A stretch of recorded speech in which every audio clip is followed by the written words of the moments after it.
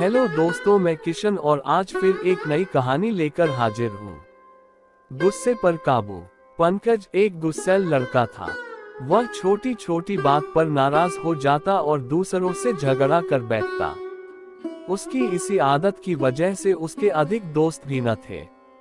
पंकज के माता पिता और सगे संबंधी उसे अपना स्वभाव बदलने के लिए बहुत समझाते, पर इन बातों का उस पर कोई असर नहीं होता।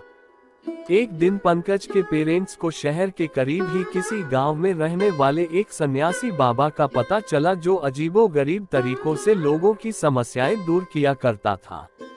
अगले दिन सुबह सुबह वे पंकज को बाबा के पास ले गए। बाबा बोले, जाओ और चिकनी मिट्टी के 2 ढेर तैयार करो। पंकज को ये बात कुछ अजीब लगी, लेकिन माता पिता के डर से वह ऐसा करने को तैयार हो गया। कुछ ही देर में उसने ढेर तैयार कर लिया। बाबा बोले, अब इन दोनों ढेरों से 2 दिल तैयार करो। पंकज ने जल्द ही मिट्टी के 2 हॉट शेप तैयार कर लिए और झुंझलाते हुए बोला, हो गया बाबा, क्या अब मैं अपने घर जा सकता हूँ? बाबा ने उसे इशारे से मना किया और मुस्कुरा कर बोले, अब इनमें से एक को कुम्हार के पास लेकर जाओ और कहो कि वो इसे भट्टी में डालकर पका दे।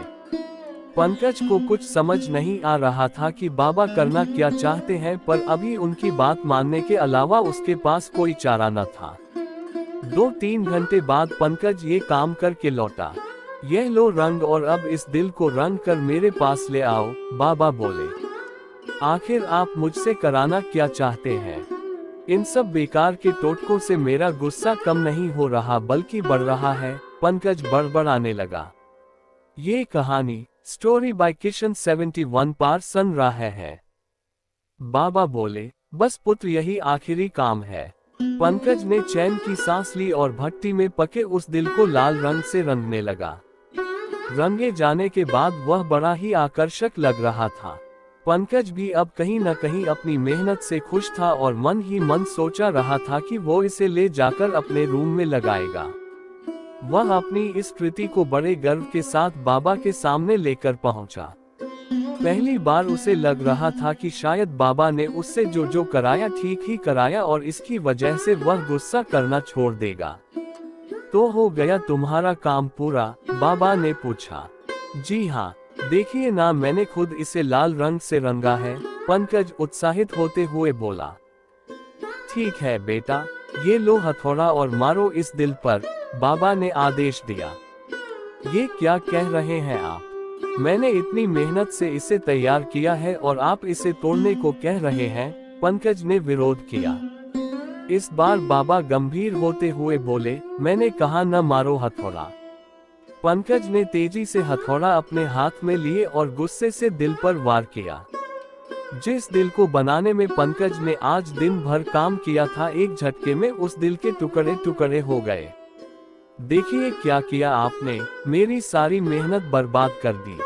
बाबा ने पंकज की इस बात पर ध्यान न देते हुए अपने थैले में रखा मिट्टी का दूसरा दिल निकाला और बोले, चिकनी मिट्टी का ये दूसरा दिल भी तुम्हारा ही तैयार किया हुआ है। मैं इसे यहाँ जमीन पर रखता हूँ, लो अब इस पर भी अपना जोर लगाओ। पंकज ने फौरन हथौड़ा उठाया और दे मारा उस दिल पर नर्म और नम होने के कारण इस दिल का कुछ खास नहीं बिगड़ा, बस उस पर हथौड़े का एक निशान भर उभर गया। अब आप खुश हैं? आखिर ये सब कराने का क्या मतलब था? मैं जा रहा हूँ यहाँ से, पंकज ये कहकर आगे बढ़ गया। ठहरो पुत्र, बाबा ने पंकज को समझाते हुए कहा, जिस दिल पर तुमने आज दिन भर मेहनत की वो कोई मामूली दिल नहीं था, दरअसल वो तुम्हारे असल दिल का ही एक रूप था। तुम भी क्रोध की भट्टी में अपने दिल को जला रहे हो, उसे कठोर बना रहे हो। ना समझी के कारण तुम्हें ऐसा करना ताकत का एहसास दिलाता है। तुम्हें लगता है कि ऐसा करने से तुम मजबूत दिख रहे हो, मजबूत बन रहे हो, लेकिन जब उस हथौड़े की तरह जिंदगी तुम पर एक भी वार करेगी तब तुम संभल नहीं पाओगे और उस कठोर दिल की तरह तुम्हारा भी दिल चकनाचूर हो जाएगा। समय है, संभल जाओ। इस दूसरे दिल की तरह विनम्र बनो। देखो, इस पर तुम्हारे वार का असर तो हुआ है, पर ये टूटकर बिखरा नहीं। ये आसानी से अपने पहले रूप में आ सकता है। ये समझता है कि दुख दर्द जीवन का एक हिस्सा है और उनकी वजह से टूटता नहीं बल्कि उन्हें अपने अंदर सोख लेता है।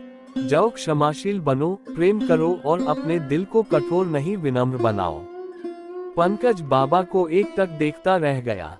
वह समझ चुका था कि अब उसे कैसा व्यवहार करना है। क्रोध या गुस्सा ना करने की सीख देती कहानी आपको कैसी लगी? कृपया कमेंट के माध्यम से बताएं।